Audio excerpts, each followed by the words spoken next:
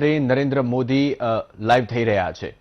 बढ़ाने के लिए अनेक क्षेत्रों में स्कॉलरशिप का विस्तार हो या स्पोर्ट्स की दुनिया से जुड़े टैलेंट को मॉडर्न फैसिलिटीज और आर्थिक मदद, रिसर्च को बढ़ावा देने वाली योजनाएं हो या फिर भारत में world class 20 institutes of eminence के निर्माण का मिशन, ऑनलाइन एजुकेशन के लिए नए संसाधनों का निर्माण हो या फिर स्मार्ट इंडिया हैकाथॉन जैसे अभियान, प्रयास यही है कि भारत की एजुकेशन और आधुनिक बने, मॉडर्न बने, यहां के टैलेंट को भरपूर अवसर मिले।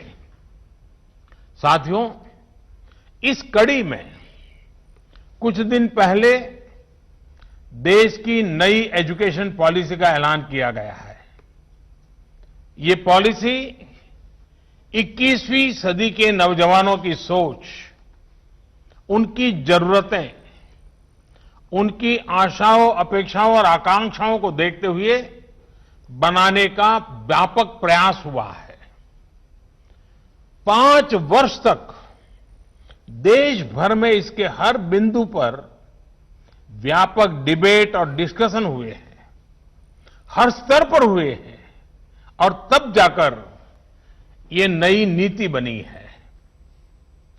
ये सच्चे अर्थ में पूरे भारत को, भारत के सपनों को, भारत की भावी पीढ़ी की आशा आकांक्षाओं को अपने में समेटे हुए नई भारत की शिक्षा नीति आई है। इसमें हर क्षेत्र, हर राज्य के विद्वानों के विचारों को समाहित किया गया है और इसलिए ये सिर्फ एक पॉलिसी डॉक्यूमेंट नहीं है, बल्कि 130 करोड़ से अधिक भारतीयों की एस्पिरेशंस का रिफ्लेक्शन भी है। साथियों, आप भी अपने आसपास देखते होंगे, आज भी अनेक बच्चों को लगता है कि उनको एक ऐसे विषय के आधार पर जज किया जाता है जिसमें उसका कभी इंटरेस्ट था ही नहीं। मां बाप का, रिश्तेदारों का, दोस्तों का, ओवरऑल एनवायरनमेंट का प्रेशर होता है, तो वो दूसरों द्वारा चुने गए सब्जेक्ट्स मजबूरन पढ़ने लगते हैं। इस अप्रोच ने देश को एक बहुत बड़ी आबादी ऐसी दी जो पढ़ी लिखी तो है, लेकिन जो उसने पढ़ा है उसमें से अधिकांश उसके काम नहीं आता है। डिग्रियों के अंबार के बाद भी वो अपने आप में एक अधूरापन महसूस करता है। उसके भीतर जो आत्मविश्वास पैदा होना चाहिए, जो कॉन्फिडेंस आना चाहिए, उसकी कमी वो महसूस करता है। इसका प्रभाव उसकी पूरी लाइफ की जर्नी पर पड़ता है। साथियों, नई एजुकेशन पॉलिसी के माध्यम से इसी अप्रोच को बदलने का प्रयास किया जा रहा है। पहले की कमियों को दूर किया जा रहा है।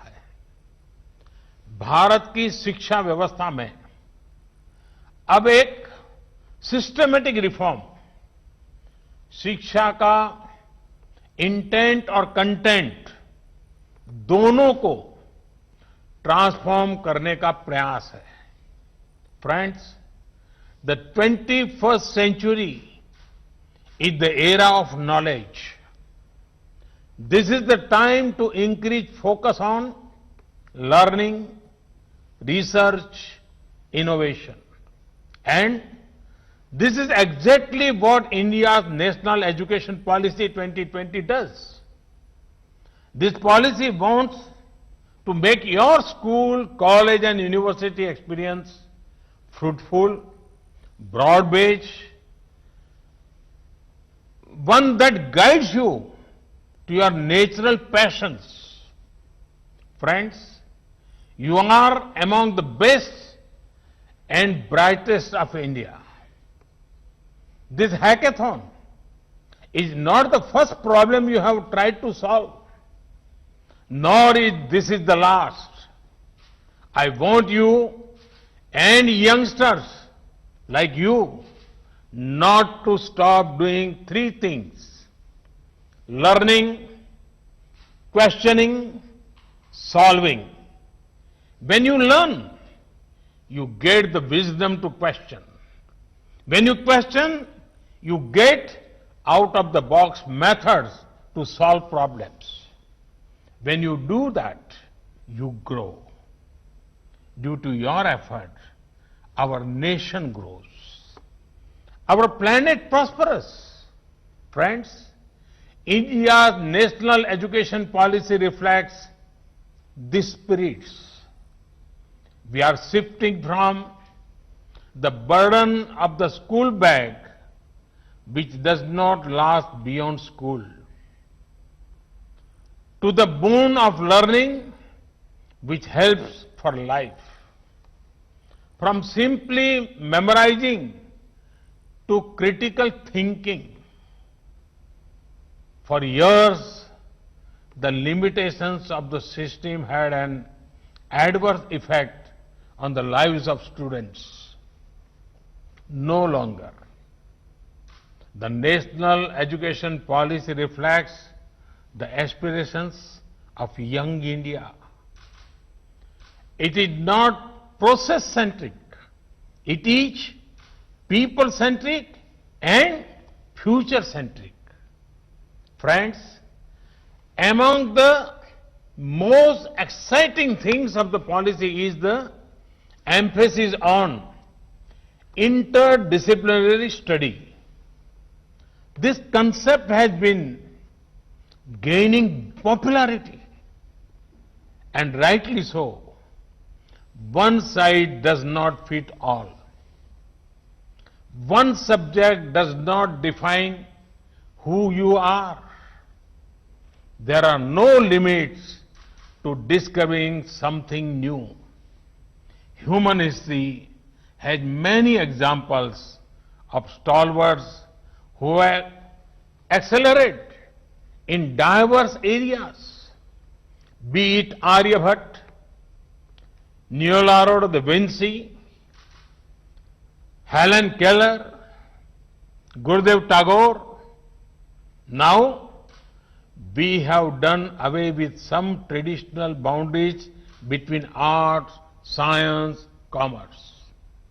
If someone is interested, they can learn maths and music together, or coding and chemistry together. This will ensure the focus is on what the student wants to learn.